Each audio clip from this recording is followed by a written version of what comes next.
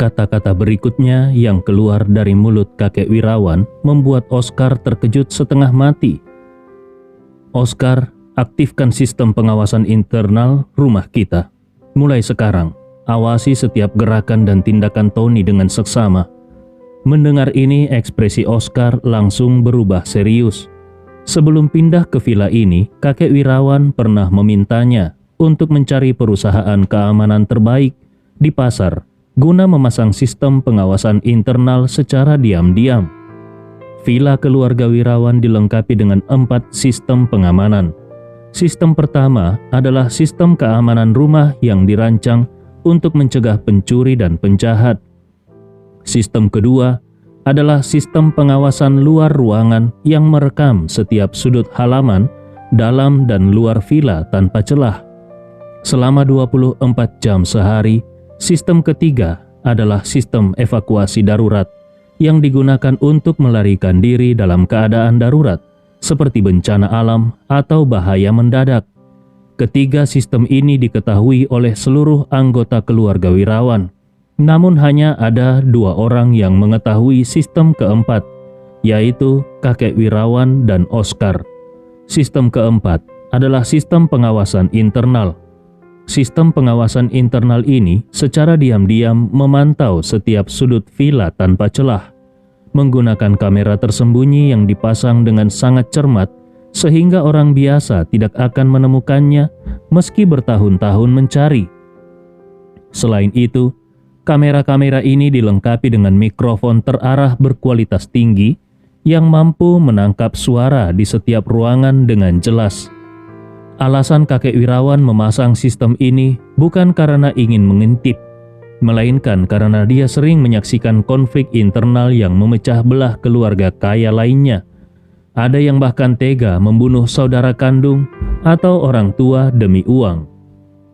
Dengan rasa waspada yang tinggi, kakek Wirawan khawatir hal serupa akan terjadi di keluarganya di masa depan.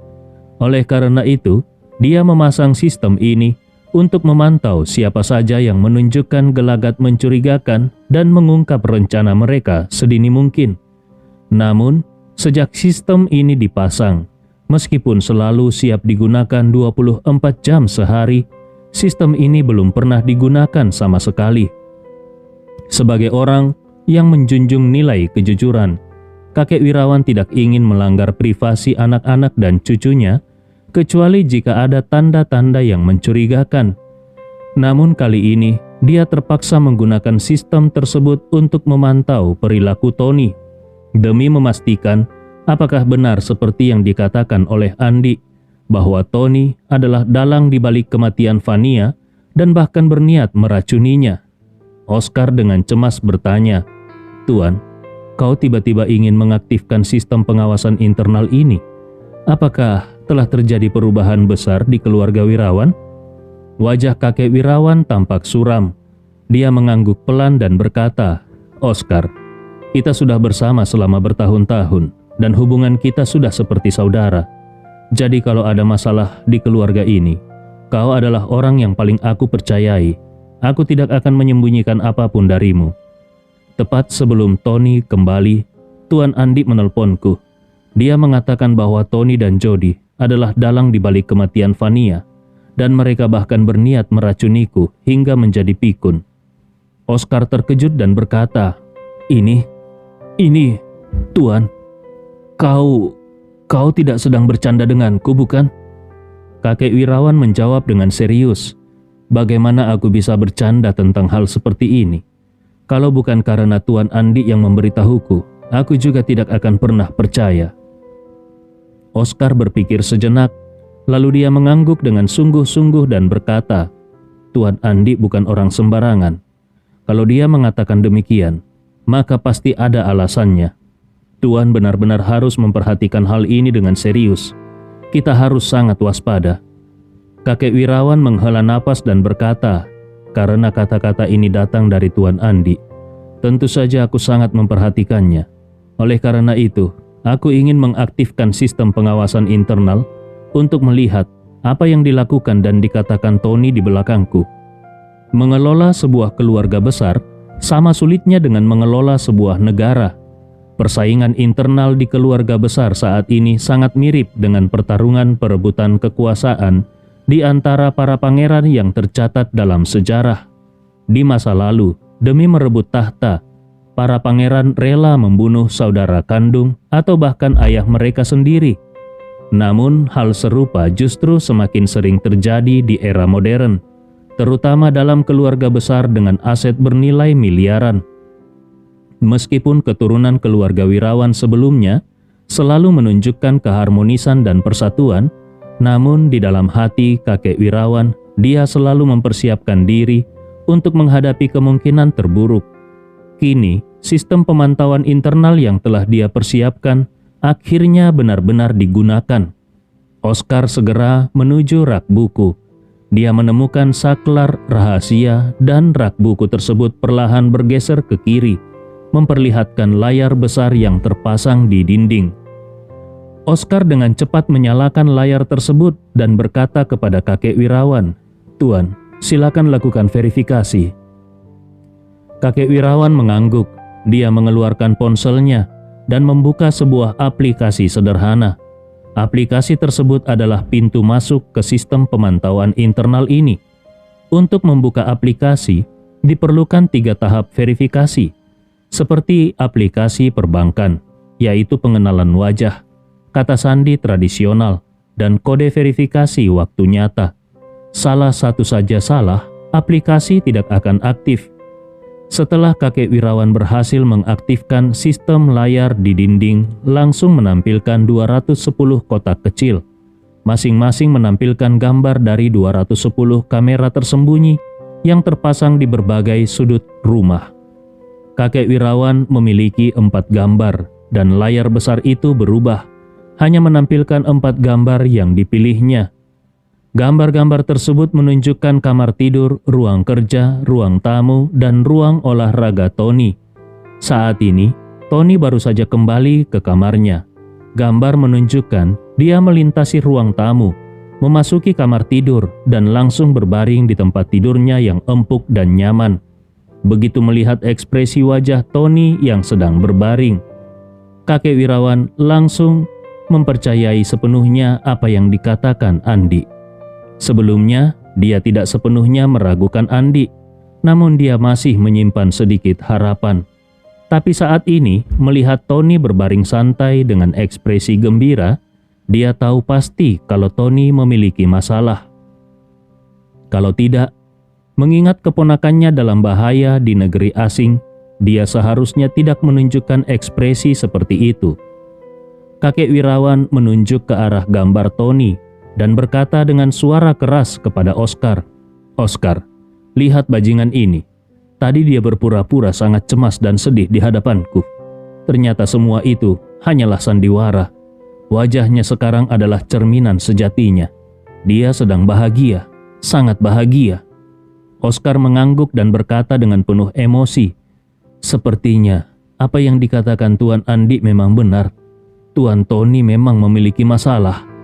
Kemudian dia memuji, "Tuan, sistem pemantauan internal ini tidak hanya bisa mengungkapkan niat mereka, tetapi juga menjadi bukti kejahatan mereka. Tuan benar-benar memiliki visi yang jauh ke depan." Kakek Wirawan menghela nafas dan berkata, "Seperti yang dikatakan leluhur kita, hidup dalam kecemasan, mati dalam kenyamanan. Kalau seseorang tidak memiliki kesadaran akan bahaya, apa bedanya dia dengan hewan yang sedang menunggu giliran untuk disembelih? Hanya dengan kesadaran bahaya yang terus-menerus, seseorang bisa bertahan di masyarakat yang penuh bahaya." Dia melanjutkan dengan nada sedih, "Namun, aku tidak pernah menyangka bahwa kekhawatiranku akan menjadi kenyataan." Tiba-tiba terdengar suara dering ponsel dari layar. Itu adalah ponsel Tony yang berbunyi. Saat berbaring di tempat tidur, Tony langsung mengambil ponselnya dan berkata sambil tertawa, "Jody, ayah sudah sampai rumah." "Ya, tenang saja." Orang tua itu tidak menyadari apapun yang terjadi atau apapun yang aneh. Mungkin dia terlalu lelah. Jadi dia merasa tidak enak badan dan kembali ke kamarnya untuk istirahat. Pada saat yang sama, mikrofon arah berteknologi tinggi menangkap suara Jody dari telepon yang bertanya, "Ayah, kapan ayah akan memberikan obat kepada orang tua itu?" Tony tertawa dan berkata, "Jangan terburu-buru. Sekarang belum waktunya. Aku baru saja menyuruh dapur membuatkan semangkuk sup sarang burung untuk kakekmu. Nanti, aku akan memasukkan obat ke dalamnya, lalu mengantarnya ke kamarnya dan memastikan dia meminum secara langsung." Jody segera bertanya lagi, "Ayah, berapa lama waktu yang dibutuhkan obat itu untuk bereaksi?" Tony menjawab, "Karena waktunya mendesak, aku akan memberikan dosis yang lebih besar. Seharusnya 1 atau 2 jam setelah dia meminumnya, obat itu akan mulai bereaksi." Jody sangat bersemangat dan berkata, "Itu luar biasa. Begitu orang tua itu terkena demensia, dia tidak akan punya kesempatan lagi untuk mencampuri urusan keluarga Wirawan." Tony mengangguk dan berkata, "Jody, malam ini istirahatlah dengan baik. Kalau Andi memintamu melakukan sesuatu, patuhi instruksinya tanpa ragu agar dia tidak mencurigai apapun. Setelah aku memastikan orang tua itu menjadi demensia, aku akan menelponmu dan saat itu kau bisa langsung terbang kembali ke Makassar." Jody dengan penuh semangat berkata, "Baik ayah, aku menunggu kabar dari ayah." Kakek Wirawan yang mendengarkan percakapan ini merasa sangat marah hingga dadanya terasa sesak. "Benar saja, sampah ini benar-benar ingin mencelakaiku. Aku ini ayah kandungnya, tapi dia rela meracuniku hanya demi sedikit harta." Kakek Wirawan berkata dengan marah hingga seluruh tubuhnya gemetar. Dia berdiri, menunjuk layar yang menampilkan Tony dan berteriak dengan penuh amarah, "Sepanjang hidupku, aku tidak pernah melakukan hal yang memalukan. Siapa sangka aku melahirkan binatang buas seperti ini. Kalau aku tahu dia seperti ini, aku seharusnya mencekiknya saat dia masih bayi. Dan si Jody itu juga. Dari hari pertama dia lahir, aku selalu mencintai dan melindunginya. Siapa sangka dia akan melakukan hal sekejam ini hanya demi uang." Oscar yang juga penuh dengan keterkejutan dan kemarahan segera menghampiri dan menenangkan kakek Wirawan. Dia berkata dengan serius, "Tuan, sekarang bukan waktunya untuk marah. Kita harus memikirkan cara menghadapinya." Setelah jeda, Oscar melanjutkan, "Tidak peduli apapun, Tuan tidak boleh memakan sup sarang burung itu. Bukan hanya itu, mulai sekarang kita juga harus lebih waspada terhadap semua makanan dan minuman. Jangan biarkan dia memiliki kesempatan untuk melancarkan rencana jahatnya." Kakek Wirawan menggelengkan kepalanya dengan penuh kesedihan dan berkata, "Oscar, dia sudah memiliki niat untuk mencelakakanku. Kalau aku terlalu waspada, dia mungkin menyadari bahwa rencananya telah terbongkar, lalu menjadi lebih nekat. Kalau aku tidak membiarkan dia berhasil dalam waktu dekat, dia mungkin akan mencoba untuk membunuhku." Oscar buru-buru bertanya, "Tuan, apakah kau akan membiarkan mereka berhasil dan mengikuti kehendak mereka?" Kakek Wirawan mengangguk dan dengan serius berkata, "Oscar, aku memiliki jamu regenerasi dari Tuan Andi. Dia secara khusus memberiku ini untuk melawan racun. Aku percaya Tuan Andi tidak akan menipuku. Jadi, aku akan menggunakan jamu itu untuk melawan mereka dan menjebak mereka dengan rencana mereka sendiri." Mendengar hal ini, Oscar akhirnya merasa lega dan berkata, "Untung ada Tuan Andi." Kakek Wirawan juga menghela nafas lega. Benar, kalau bukan karena Tuan Andi, nyawaku mungkin sudah melayang berkali-kali.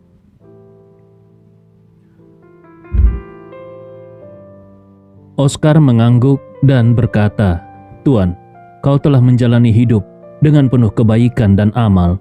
Mungkin Tuan Andi adalah anugerah dari surga untuk melindungimu." Kakek Wirawan tersenyum pahit dan mengingatkan, "Oscar, kalau aku ingin menjalankan rencana ini, aku harus berpura-pura sebagai pasien demensia. Saat itu, kau harus berhati-hati agar tidak menunjukkan celah apapun.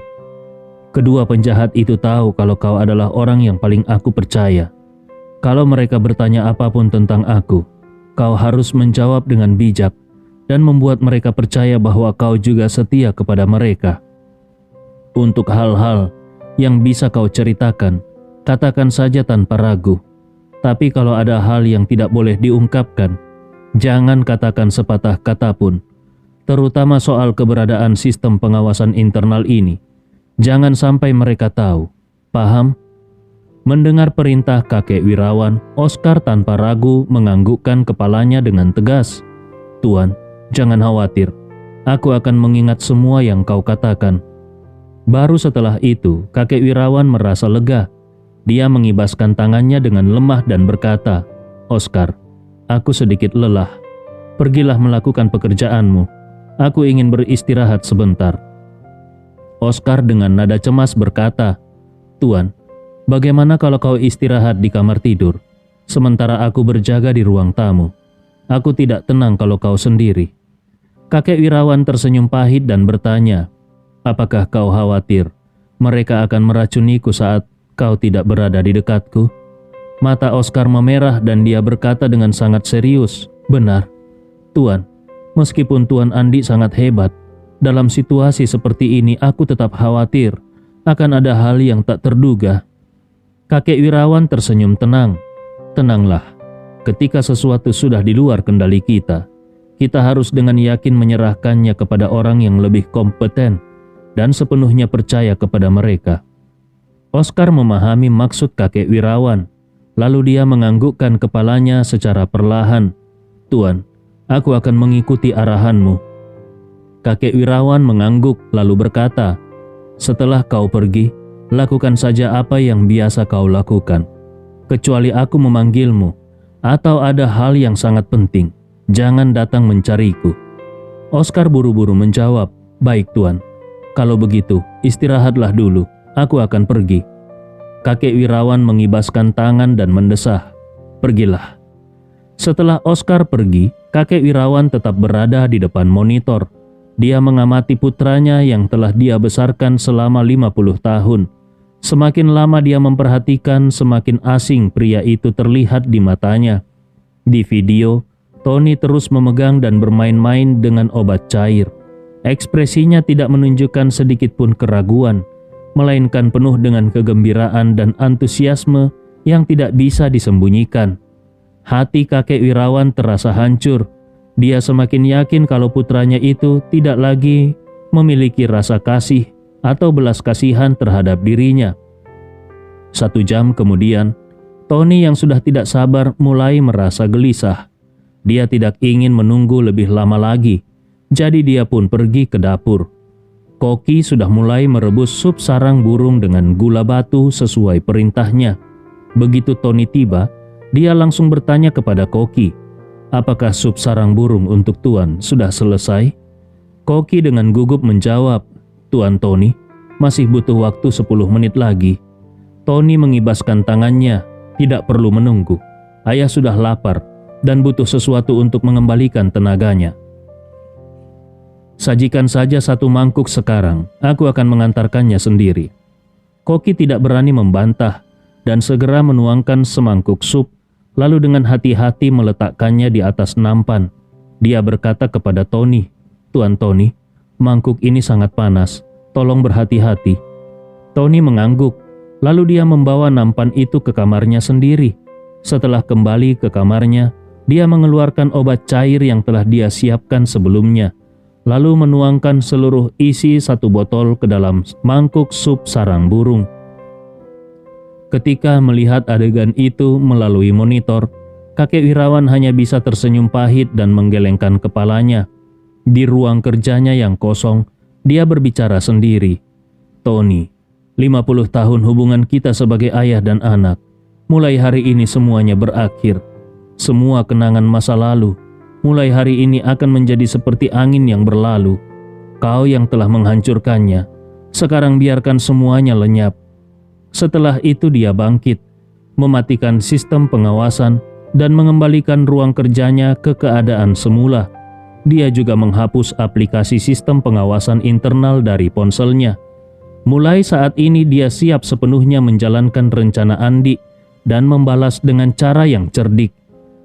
Setelah Tony memberi ayahnya obat, tetapi sebelum Andi kembali, kakek Wirawan memutuskan untuk benar-benar berakting sebagai pasien demensia.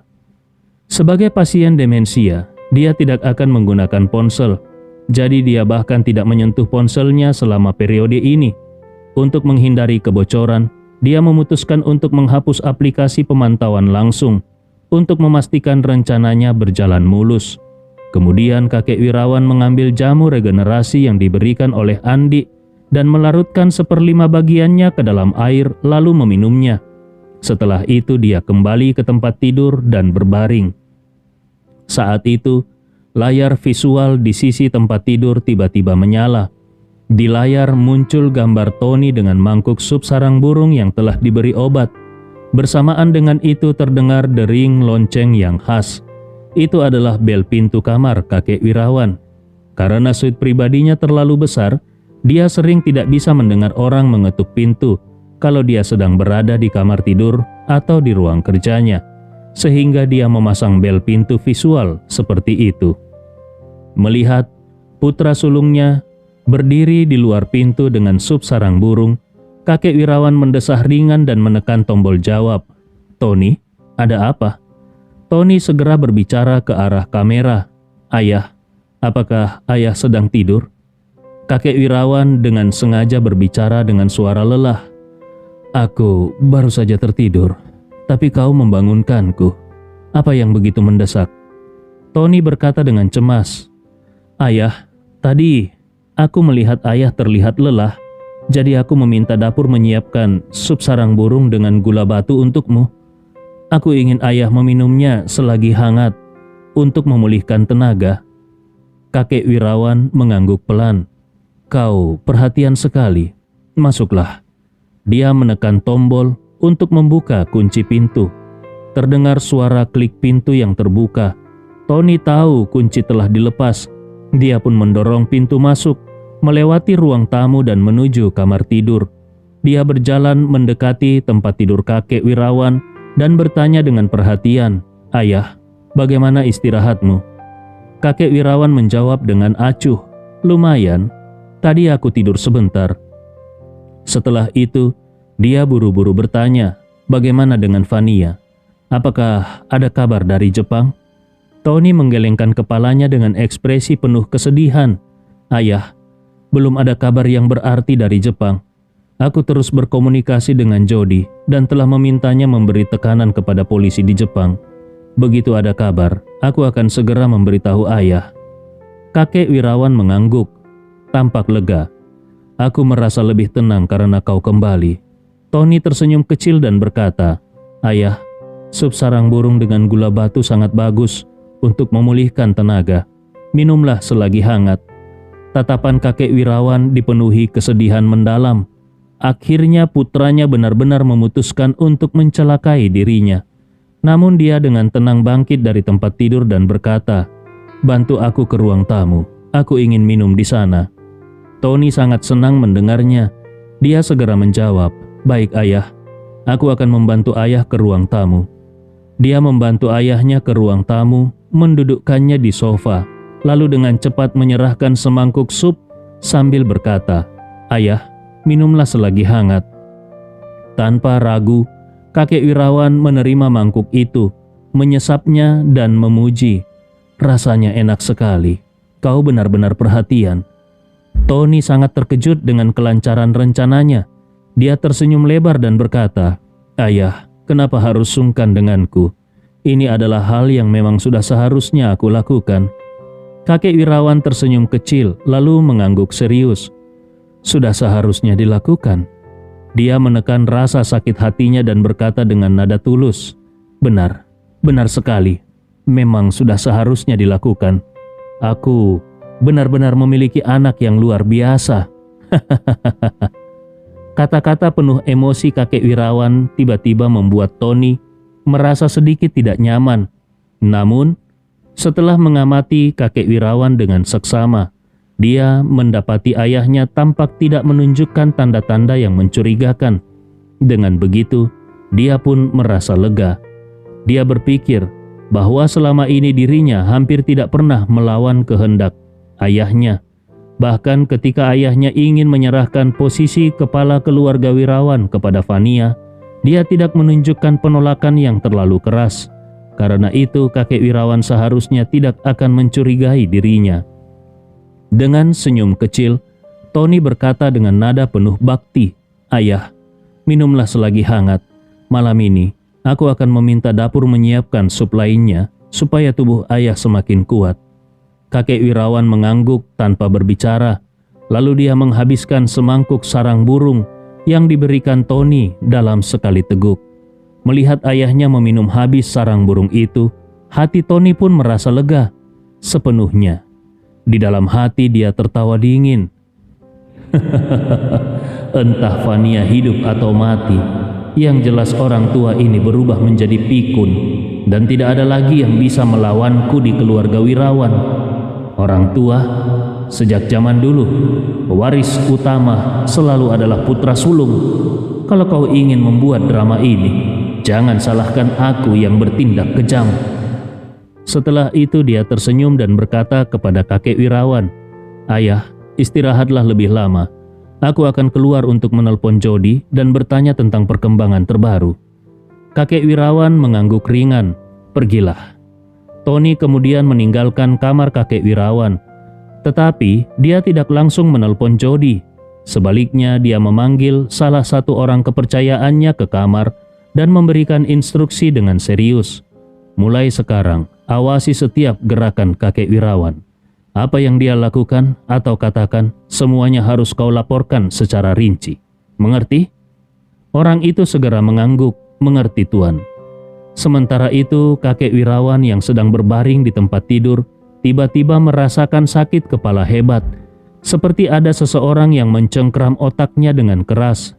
Namun, tidak lama kemudian, sebuah energi hangat dalam tubuhnya mengusir rasa sakit itu sepenuhnya. Dia tahu bahwa sakit kepala ini berasal dari racun saraf yang dimasukkan Tony ke dalam makanan, dan energi hangat itu adalah efek dari sedikit jamu regenerasi yang dia konsumsi sebelumnya. Di dalam hatinya kakek Wirawan merasa bersyukur. Tampaknya jamu regenerasi benar-benar seperti yang dikatakan oleh Tuan Andi. Jamu itu bisa menetralkan berbagai racun. Karena aku telah lolos dari dampak racun saraf ini, langkah selanjutnya adalah berpura-pura menjadi pikun selama 24 jam penuh. Aku harus memastikan tidak ada yang mencurigaiku sebelum Tuan Andi kembali. Memanfaatkan waktu kebebasan terakhir ini, dia pun mengeluarkan ponselnya dan mencari informasi tentang gejala pikun. Dia menemukan bahwa pikun yang juga dikenal sebagai penyakit Alzheimer menyebabkan gangguan memori, kehilangan kemampuan kognitif, serta kesulitan berbicara dan melihat. Dalam kasus Alzheimer tingkat berat, penderita bisa mengalami kehilangan ingatan yang parah, disertai inkontinensia, kekakuan tubuh, dan tatapan kosong. Melihat hal ini, kakek Wirawan berpikir, "Kalau aku ingin anak durhaka itu percaya bahwa aku benar-benar pikun, aku harus menunjukkan gejala-gejala Alzheimer berat kepada anak durhaka itu. Hanya dengan begitu, dia akan benar-benar merasa tenang." 1 jam kemudian, Tony terus memperhatikan waktu. Sudah 1,5 jam berlalu sejak ayahnya meminum racun, dan seharusnya efek racun itu sudah mulai bekerja. Dia memutuskan untuk pergi ke kamar kakek Wirawan dan melihat langsung keadaannya. Ketika dia tiba di depan pintu kamar kakek Wirawan dan menekan bel pintu, tidak ada respon dari dalam. Dia merasa senang di dalam hati, tetapi wajahnya tetap tampak tenang. Dia menekan bel sekali lagi, namun kali ini pun tetap tidak ada respon. Dia lalu berpura-pura panik dan berteriak, "Seseorang, cepat ke sini!" Beberapa pelayan segera berlari mendekat bertanya dengan cemas, "Ada apa, Tuan?" Tony berkata, "Aku sudah beberapa kali memencet bel pintu kamar ayah, tapi tidak ada respon. Aku takut terjadi sesuatu. Kalian segera dobrak pintunya." Para pelayan langsung panik. Salah satu dari mereka berkata, "Biar aku yang melakukannya." Yang lainnya menambahkan, "Aku juga akan membantu."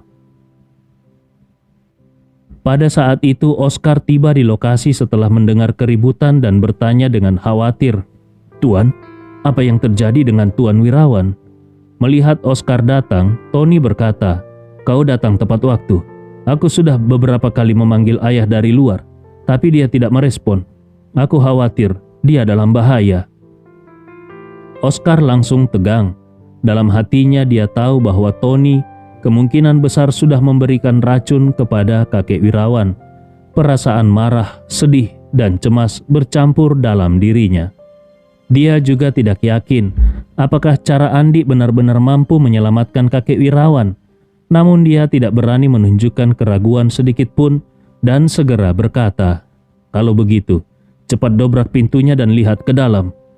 Beberapa pelayan mulai bekerja sama. Mereka berlari menghantam pintu. Setelah beberapa kali, pintu berhasil didobrak dengan suara keras. Tony segera menyibak kerumunan, menunjukkan ekspresi cemas dan berlari ke dalam kamar. Sambil berlari dia berteriak, "Ayah, ayah, apakah ayah baik-baik saja?" Dengan cepat dia membuka pintu kamar tidur dan masuk. Namun begitu masuk, Tony langsung tercengang melihat pemandangan di depannya. Oscar yang menyusul masuk bersama beberapa pelayan juga terkejut melihat apa yang terjadi. Mereka melihat kakek Wirawan berdiri di samping tempat tidur dengan ekspresi kebingungan. Dia juga mengenakan celana dalam dengan cairan kuning kotor mengalir dari pahanya ke bawah, mengotori karpet wall mahal di lantai. Seluruh ruangan dipenuhi bau busuk yang menyengat. Ketika melihat banyak orang tiba-tiba masuk, kakek Wirawan ketakutan dan mulai menangis keras. Dia berjalan tergopoh-gopoh ke arah balkon sambil berteriak, "Siapa kalian? Apa yang kalian lakukan?" Melihat kondisi ayahnya, hati Tony penuh kegembiraan. Orang tua ini benar-benar sudah pikun. Bahkan dia tidak bisa mengendalikan buang air besar dan kecilnya. Ini benar-benar menguntungkan. Namun meskipun hatinya bersorak, Tony tetap menunjukkan kepanikan di wajahnya.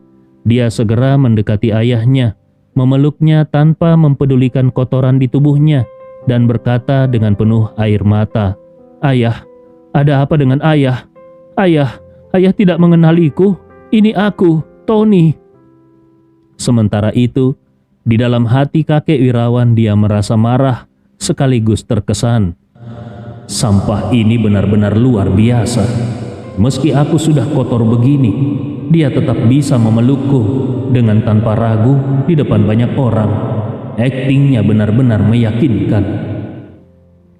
Dia kemudian merenung sambil mencibir dirinya sendiri. Aku pun tidak jauh berbeda. Demi membuatnya percaya, aku bahkan rela berpura-pura tidak bisa mengendalikan buang air kecil.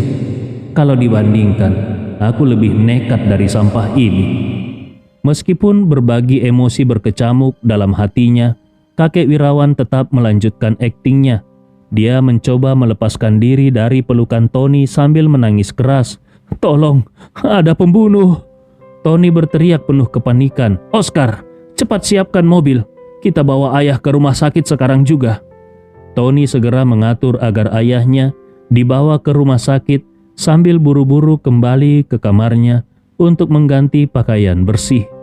Saat berganti pakaian, dia langsung menelpon Jody untuk memberitahu secara resmi dan memintanya segera kembali ke Makassar.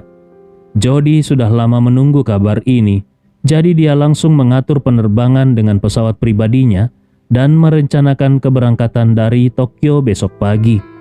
Untuk menghindari kecurigaan Andi Rewa, Jody bahkan menelpon Andi.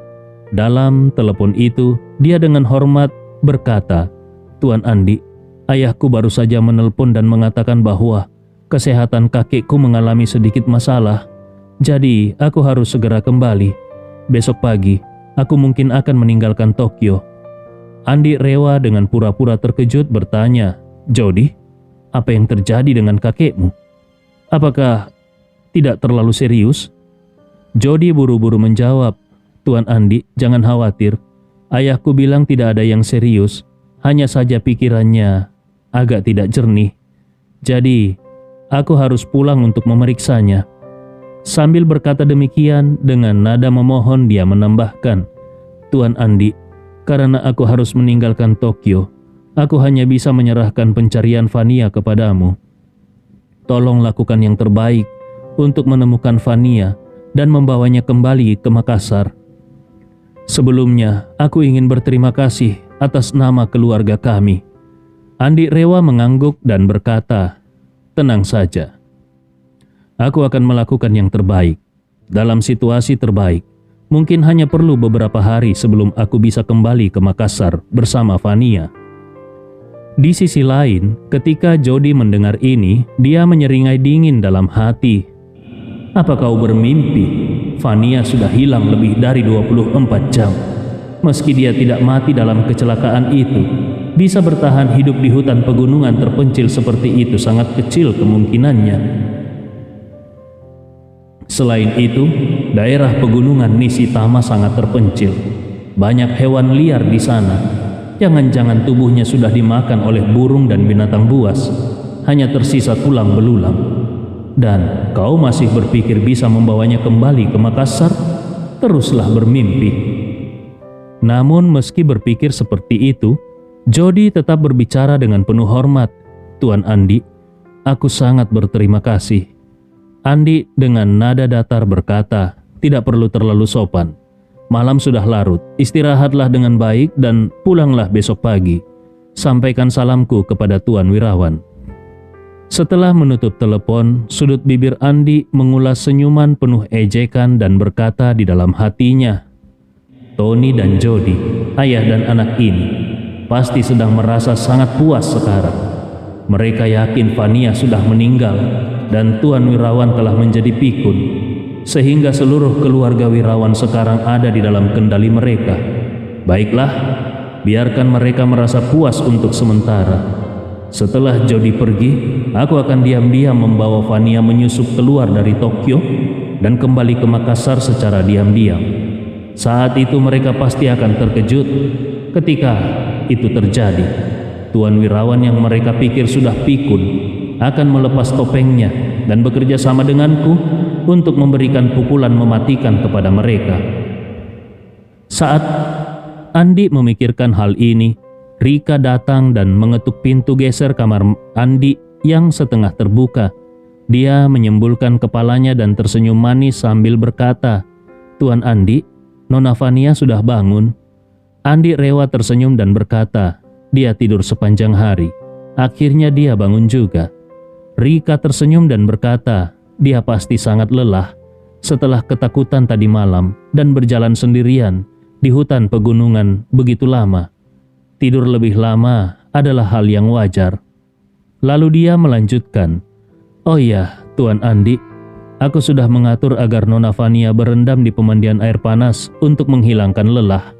Ayahku juga mengirimkan seekor ikan tuna sirip biru segar yang baru ditangkap, serta mempersiapkan whisky berusia 50 tahun. Malam ini, kami mengundangmu dan Nona Fania untuk menikmati sashimi dan sushi." Ikan tuna sirip biru adalah jenis ikan termahal yang berkualitas bagus, bisa bernilai jutaan dengan harga per kilogram melebihi $10.000 Amerika Serikat. Dan itu bukan harga eceran akhir, melainkan harga lelang untuk satu ekor ikan utuh. Ketika Andi tiba di ruang makan, Ugaki sudah menunggunya. Di tengah meja makan kayu besar terdapat seekor tuna sirip biru raksasa yang diletakkan di atas tumpukan es yang terbuat dari air murni. Seorang koki dengan pisau sashimi berdiri di samping, siap untuk memotong bagian tuna sesuai permintaan tamu ketika makan dimulai. Saat melihat Andi Rewa, Ugaki dengan antusias berkata, "Tuan Andi, silakan duduk. Hari ini kau benar-benar beruntung. Tuna ini baru saja tiba dari kapal nelayan 1 jam yang lalu dan merupakan tuna sirip biru dengan kualitas terbaik di Tokyo tahun ini." Andi Rewa tersenyum kecil dan berkata dengan serius, "Tuan Ugaki, kau terlalu baik. Sebenarnya, aku bukan orang yang terlalu mementingkan makanan, jadi kau tidak perlu repot-repot seperti ini." Ugaki dengan tegas menjawab, "Tuan Andi adalah tamu kehormatan keluarga Akana. Untuk menjamu tamu kehormatan, kami tentu harus menggunakan bahan dan minuman terbaik."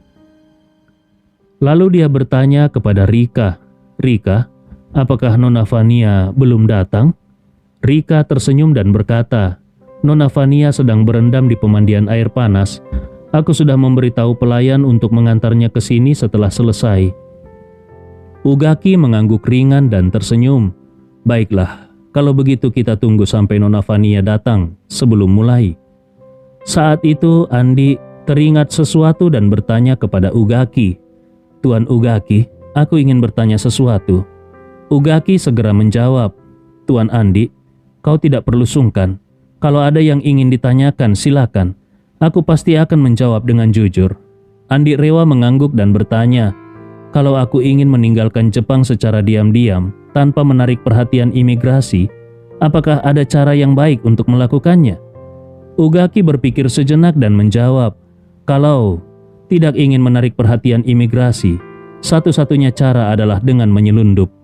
Andi Rewa bertanya lagi, bagaimana cara menyelundup yang paling mudah? Apakah memungkinkan? Ugaki menjelaskan, penyelundupan pada dasarnya hanya ada satu cara, yaitu dengan kapal melalui laut. Terutama di Jepang yang merupakan negara kepulauan tanpa perbatasan darat dengan negara lain. Untuk keluar secara diam-diam, hanya ada dua opsi, laut dan udara. Namun, pengawasan penerbangan sangat ketat, sehingga hampir tidak mungkin dilakukan. Jadi, satu-satunya pilihan adalah melalui jalur laut. Dia melanjutkan, Jepang memiliki garis pantai yang sangat panjang dan pelayaran yang cukup sibuk. Banyaknya kapal yang berlalu lalang membuat penyelundupan melalui laut sebenarnya tidak terlalu sulit.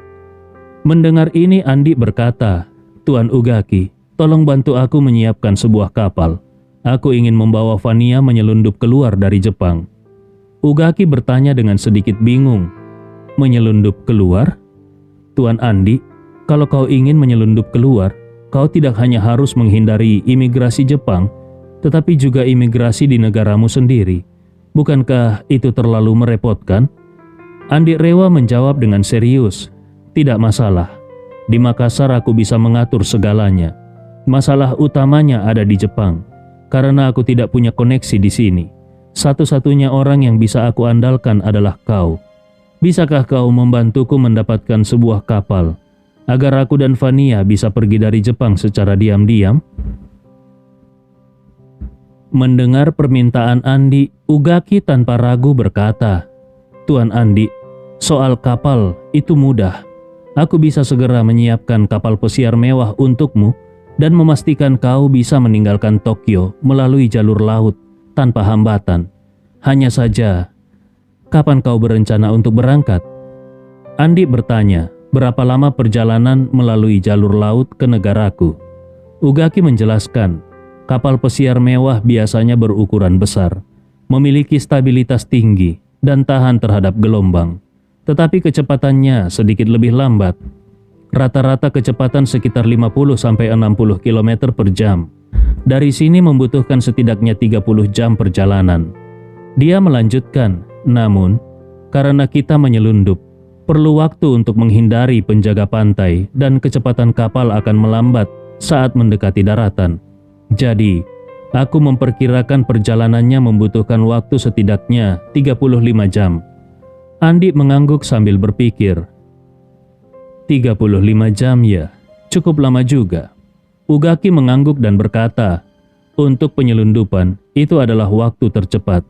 Kau juga tahu kalau penyelundupan dari Asia ke Amerika Utara hanya di laut saja sudah memakan waktu lebih dari sebulan. Andi Rewa langsung berkata, baik, kalau begitu tolong persiapkan kapalnya segera. Aku ingin berangkat malam ini. Ugaki dan Rika terkejut dan dengan serempak berkata, malam ini? Andi mengangguk serius. Jody naik pesawat dan hanya butuh waktu beberapa jam lebih untuk tiba di Makassar. Aku tidak bisa membawa Vania langsung naik pesawat, karena seluruh kepolisian Tokyo masih menganggap Vania hilang dan sedang mencarinya. Sistem imigrasi terhubung dengan mereka. Kalau Vania tiba-tiba melewati imigrasi, mereka pasti segera mengetahuinya, bahkan mungkin langsung menahannya untuk diselidiki. Dia melanjutkan, selain itu, Tony dan Jody pasti juga memantau keberadaan Vania.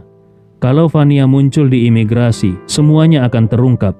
Jadi, Lebih baik dia tetap dianggap hilang oleh publik, lalu diam-diam meninggalkan Jepang dan kembali ke Makassar. Mendengar itu, Rika tampak kecewa. Ayahnya Ugaki berkata, "Tuan Andi, kau sudah datang jauh-jauh ke sini. Kenapa tidak tinggal beberapa hari lagi agar kami bisa menjamumu dengan baik?" Andi Rewa tersenyum kecil. "Aku mengerti niat baikmu, Tuan Ugaki. Namun, ini adalah urusan penting. Kalau ditunda lebih lama, aku khawatir akan terjadi perubahan di Makassar, terutama karena kakek Fania masih ada di sana." Ugaki memahami situasinya dan berkata, "Aku mengerti. Ini memang mendesak. Baiklah, aku akan segera mengatur kapalnya dan mengurus hubungan dengan penjaga pantai, agar kau bisa berangkat sekitar pukul 1 atau 2 dini hari." Andi Rewa merasa bersyukur dan berkata, "Terima kasih banyak Tuan Ugaki." Ugaki segera berkata, "Tidak perlu berterima kasih. Kau adalah dermawan besar bagi keluarga Akana. Jadi membantumu adalah kewajiban kami." Setelah itu dia mengambil ponselnya dan berkata, "Tuan Andi, aku akan mengatur semuanya. Aku keluar dulu sebentar." Andi Rewa mengangguk. "Aku juga akan menelpon untuk mengatur urusan di negaraku." Kemudian Andi membuka aplikasi chat, membuat grup dan memasukkan Ibnu Komar serta Albert ke dalamnya. Dia menulis, "Apakah kalian berdua sedang ada waktu? Kalau iya, aku ingin kita melakukan rapat telepon." Keduanya langsung membalas, "Aku ada waktu." Andi segera memulai panggilan grup. Ibnu Komar dan Albert bergabung satu persatu. Ibnu Komar adalah yang pertama bergabung dan langsung berkata, "Puang, apa yang perlu kami lakukan?" Setelah itu Albert juga bergabung dalam panggilan dan berkata, "Tuan Andi, apa yang ingin kau perintahkan kepadaku?" Andi berbicara, "Begini, kalian berdua adalah orang yang sepenuhnya aku percayai. Jadi, apa yang akan aku katakan ini harus kalian rahasiakan dan laksanakan dengan ketat. Mengerti?" Keduanya serentak menjawab, "Tenang saja, kami pasti akan merahasiakannya dan melaksanakannya dengan ketat." Andi mengangguk dan melanjutkan, "Tony dan Jody sekarang sudah bersiap untuk merebut kekuasaan di keluarga Wirawan. Kalian berdua segera hubungi Tony. Katakan bahwa aku mendengar kondisi kesehatan Tuan Wirawan sedang kurang baik, jadi ingin menjenguk beliau. Perhatikan dengan seksama kondisi tubuh dan keselamatan Tuan Wirawan." Ibnu Komar langsung berkata, "Mereka ingin merebut kekuasaan. Apakah insiden Nona Fania di Tokyo juga hasil perbuatan mereka?" Andi Rewa menjawab dengan dingin, "Benar, semuanya direncanakan oleh mereka." Albert dengan penuh amarah berkata, "Kurang ajar. Ayah dan anak itu benar-benar berhati busuk, bahkan tega mencelakai keluarganya sendiri. Aku akan suruh anak buahku untuk menghabisi mereka." Andi Rewa memperingatkan, "Jangan gegabah. Ayah dan anak itu akan aku tangani sendiri. Tugas kalian adalah memastikan keselamatan Tuan Wirawan." Albert hanya bisa berkata dengan kesal, "Baiklah Tuan Andi, aku akan mematuhi perintahmu." Andi Rewa menambahkan, "Ada satu hal lagi. Aku berencana membawa Fania kembali ke tanah air lewat jalur laut. Kapal akan berlabuh di Jakarta. Ibnu Komar, kau persiapkan helikopter terlebih dahulu, agar begitu kami tiba, kami langsung terbang ke Makassar." Ibnu Komar segera berkata, "Tidak masalah Puang. Malam ini juga aku atur agar helikopter menunggumu di Jakarta." Andi Rewa puas mendengar itu lalu berkata, "Baiklah, kalian berdua awasi setiap gerakan Tony dan Jody. Kalau ada perkembangan, segera laporkan kepadaku." Setelah menelpon, Fania yang baru saja selesai berendam di pemandian air panas berjalan cepat ke arah mereka dengan ditemani pelayan keluarga Akana. Saat tiba di hadapan mereka, dia dengan sedikit canggung berkata, "Maaf sekali, aku membuat kalian semua menunggu." Rika segera berkata dengan senyuman, "Nona Fania, jangan terlalu sungkan. Kami juga baru saja duduk." Sambil berbicara, dia berdiri dan berkata, "Bagaimana kalau Nona Fania duduk di sebelahku?" Fania mengangguk, "Baik, terima kasih Nona Rika." Kemudian dia duduk di samping Rika. Rika melihat rambut Fania yang masih sedikit basah, lalu berkata dengan kagum, "Nona Fania, rambutmu benar-benar indah. begitu hitam berkilau dan lebat. Apa rahasianya merawat rambut seperti itu? Fania tersenyum dan menjawab, "Aku biasanya memakai sampo jahe untuk merangsang pertumbuhan rambut, ditambah masker rambut untuk menjaga kualitasnya. Tapi merek yang aku gunakan mungkin tidak ada di Jepang. Nanti setelah aku kembali, aku akan mengirimkannya untukmu, Nona Rika." Rika dengan antusias berkata, "Wah, terima kasih banyak Nona Fania." Fania tersenyum, "Nona Rika, jangan terlalu sungkan. Tidak perlu selalu memanggilku Nona Fania. Panggil saja aku Fania." Rika dengan serius berkata, "Kau lebih tua dari aku. Jadi aku akan memanggilmu Kakak Fania saja." Saat ini Rika masih duduk di tahun keempat universitas. Usianya 22 tahun, setara dengan Ramlah. Sedangkan Fania seusia dengan Andi. Jadi Fania lebih tua 4 tahun dibandingkan Rika. Kalau Rika memanggilnya kakak, itu terasa sangat wajar.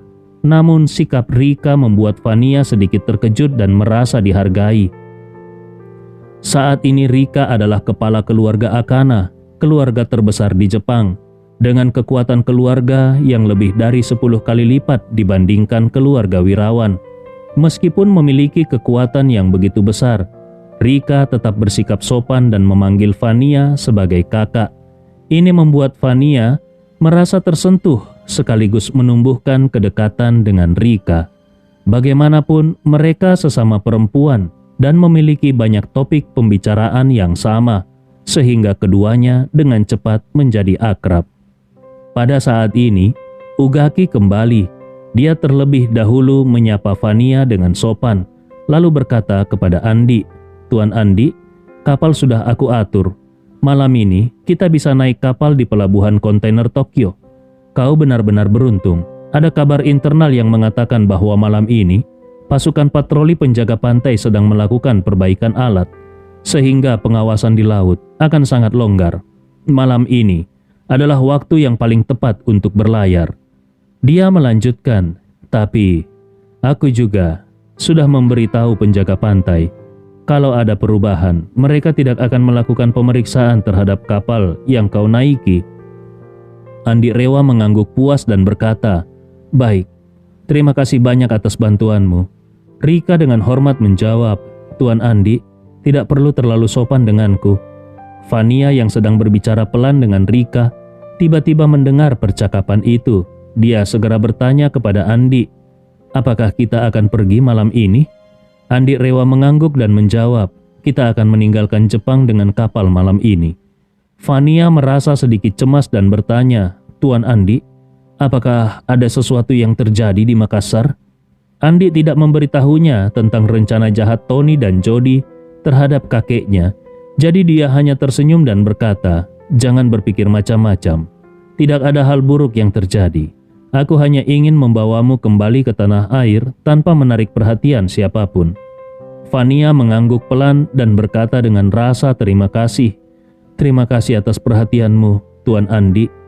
Setelah itu, dia membungkuk sedikit kepada Ugaki dan Rika sambil berkata, "Tuan Ugaki, Nona Rika, terima kasih banyak atas bantuan dan perhatian kalian." Rika buru-buru berkata, "Kak Fania, jangan terlalu sungkan. Jangan lupa kau adalah kakakku. Sekarang kita adalah saudara. Mulai sekarang, anggap saja rumah ini sebagai rumahmu.